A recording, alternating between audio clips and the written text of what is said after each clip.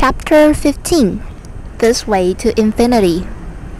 Into the cavern rushed 8 of the strongest miners, carrying an immense cauldron which bubbled and sizzled and sent great clouds of savory steam spiraling slowly to the ceiling. A sweet yet pungent aroma hung in the air and drifted easily from one anxious nose to the other, stopping only long enough to make several mouths water and a few stomachs growl. Milo, Talk, and Humbug watched eagerly as the rest of the workers put down their tools and gathered around the big pot to help themselves. "Perhaps you'd care for something to eat," said the math magician, offering each of them a heaping bowlful. "Yes, sir," said Milo, who was beside himself with hunger. "Thank you," added Talk. The humbug made no reply, for he was already too busy eating, and in a moment the 3 of them had finished absolutely everything that they'd been given.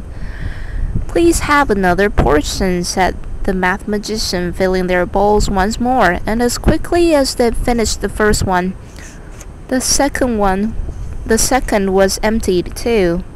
"Don't stop now," he insisted, serving them again and again and again and again and again. "How very strange," thought Milo, as he finished his 7th helping. "Each one I eat makes me a little hungrier than the one before." "Do have some more," suggested the math magician, and they continued to eat just as fast as he filled the plates. After Milo had eaten 9 portions, Talk 11, and the humbug, without one stopping to look up, 23.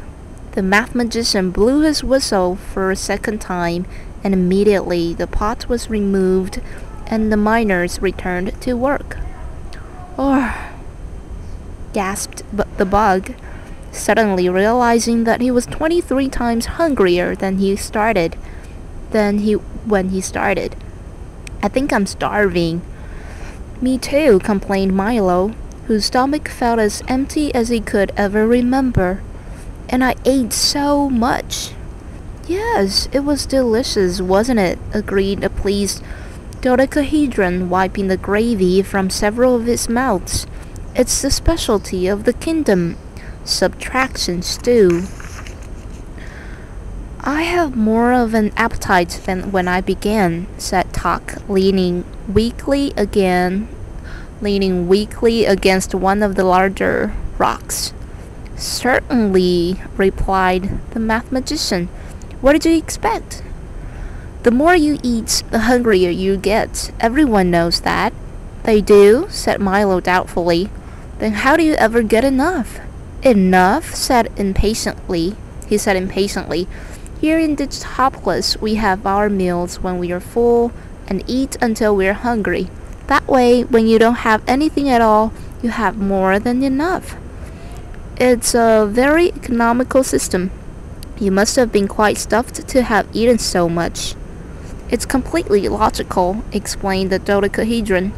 "The more you want, the less you get, and the less you get, the more you have. Simple arithmetic, that's all. Suppose you had something and added something to it, what would that make?" "More," said Milo quickly. "Quite correct," he nodded. "Now suppose you had something and added nothing to it, what would you have?" "The same," he answered again, without much conviction. "Conviction, splendid," cried the dodecahedron. "And suppose you had something and added less than nothing to it, what would you have then?" "Famine!" roared the anguished humbug, who suddenly realized that was exactly what he'd eaten 23 bowls of. "It's not as bad as all that," said the dodecahedron from his most sympathetic face. "In a few hours it'll be nice and full again, just in time for dinner."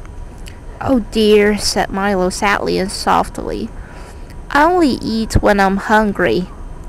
"What a curious idea," said the math magician, raising his staff over his head and scrubbing the rubber end back and forth several times on the ceiling. "The next thing you'll have us believe is that you only sleep when you're tired." And by the time he'd finished the sentence, the camera, the miners, and the dodecahedron had vanished, leaving just the four of them standing in the math magician's workshop. "I often find," he casually explained to his dazed visitors, "that the best way to get from one place to another is to erase everything and begin again. Please make yourself at home." "Do you always travel that way?" asked Milo as he glanced curiously at the strange circular room whose 16 tiny arched windows corresponded exactly to the 16 points of the compass. Around the entire circumference were numbers from 0 to 360, marking the degrees of the circle, and on the floor, walls, tables, chairs, desks, cabinets, and ceilings were labels showing their heights, widths, depths, and distances to and from each other. To one side was a gigantic notepad, set on an artist's easel, and from hooks and strings hung a collection of scales, rulers, measures, weights, tapes, and all sorts of other devices for measuring any number of things in every possible way.